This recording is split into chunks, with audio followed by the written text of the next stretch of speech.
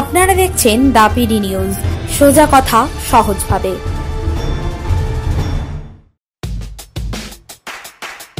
খবর দেখতে সাবস্ক্রাইব করুন আমাদের ইউটিউব চ্যানেল দাপিডি নিউজ। আপডেট থাকার জন্য বেল আইকনটি প্রেস করুন। নিজের সন্তানকে আনতে গিয়ে শ্বশুরবাড়ির লোকজনের হাতে আক্রান্ত হলেন মা। ঘটনাটি ঘটে দক্ষিণ 24 পরগনার বিষ্ণুপুর থানা এলাকার সুলতানগঞ্জে। আমার বাচ্চাকে আনতে গিয়েছিলাম, আমার বাচ্চা ছিল আমার কাছে। আমার স্বামী মারা যেতে আমার বাচ্চাটাকে একবার করে ওখানে পাঠাতাম, বাপের বাড়ি থাকতাম, ও যেত আসতো। তারপরে একদিন আটকে রেখে দিয়েছে, বলে এরকম থাকতে হবে তোকে, এখানে সব জিনিসপাতি দিয়ে দে, আর না হলে ওকে ছাড় বলে সব আমাকে নিয়ে আর ভালো করে আমাকে আমার দুটো যা আর আমার দেওয়ার মুকাদ্দার শেখ আমাকে খালি ধরে খুব মেরেছে, থেতো করেছে আমাকে।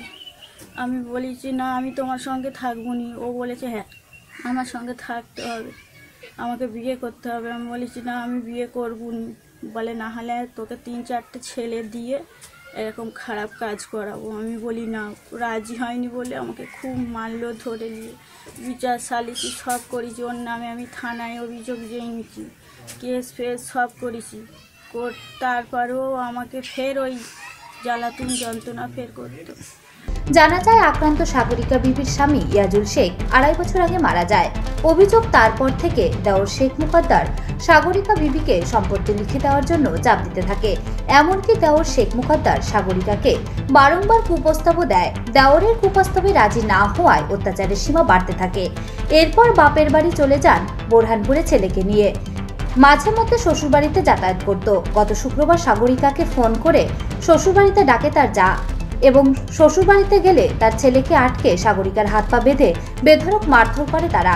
ঘটনায় বিষ্ণুপুর থানায় অভিযোগ দায়ের করেন। ঘটনা তদন্ত শুরু করেছে পুলিশ। বিষ্ণুপুর থেকে উজ্জ্বল হাজরা রিপোর্ট, দাপিডি নিউজ। আপনি কি বাইক কিনবেন ভাবছেন? তাহলে আর চিন্তা নেই, এখন বাইক কিনলে পাবেন নিশ্চিত উপহার। থাকছে 32 ইঞ্চি LED টিভি সহ আরো অনেক কিছু। তাহলে আর দেরি কেন, চলে আসুন আনাম সুজুকি ডায়মন্ড হারবারে। কিনুন বাইক, পান নিশ্চিত উপহার। শর্তাবলী প্রযোজ্য।